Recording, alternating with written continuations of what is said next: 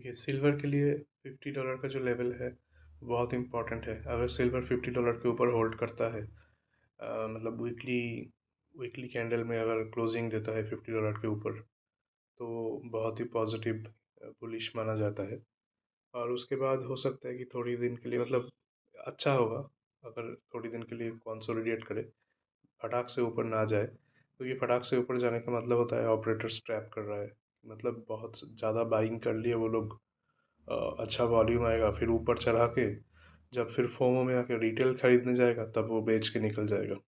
अच्छा होता है कि कंसोलिडेट करे 50 के ऊपर कुछ दिन, 50, 51, 53, 54 के अंदर ऊपर नीचे जाए, कंसोलिडेट करे। वो एक्यूमुलेशन जोन होता है। इसका मतलब होता है कि आपकी एक ही बार में बहुत ज़्यादा अमाउंट बाई नहीं करके, धीरे धीरे करके, छोटा छोटा करके बाइंग हो रहा है।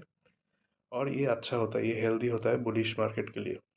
तो ये अगर देखा जाए कि 50 से 55 के बीच में या 50 से 54 के बीच में कंसोलिडेट करे या कुछ दिन तक, यानी कि जो मैं एक्सपेक्ट कर रहा हूँ कि अगर 15-20 दिन अगर ऐसे ही जोन में रहा रहे, तो वो बहुत ही अच्छी एक संकेत होता है। इसका मतलब होता है कि कुछ कुछ लोग तो सेल कर रहा है, लेकिन फिर भी बायर है जो बाई कर रहा है और उस लेवल पे होल्ड कर रहा है, बेच नहीं रहा है वो लोग। तो वहाँ से ऊपर जाने का चांसेस ज़्यादा रहता है, क्योंकि सिल्वर का डिमांड जिस तरह से बढ़ रहा है वो तो कम हो नहीं रहा है। तो ऊपर जाने का ही चांसेस है।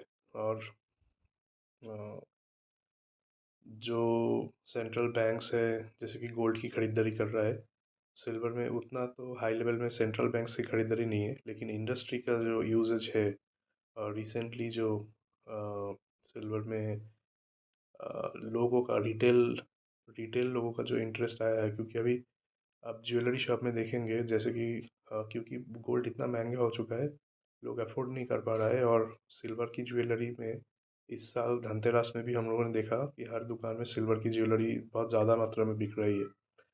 तो ये तो एक बात है। ऊपर से गोल्ड और सिल्वर का जो रेशियो होता है, जैसे कि मैं पहले भी बताया था, उस रेशियो के हिसाब से गोल्ड के कंपैरिजन में सिल्वर बहुत चीप हो चुका है। तो अभी उस रेशियो को मेंटेन करने के लिए सिल्वर को भी बहुत ऊपर जाना पड़ेगा।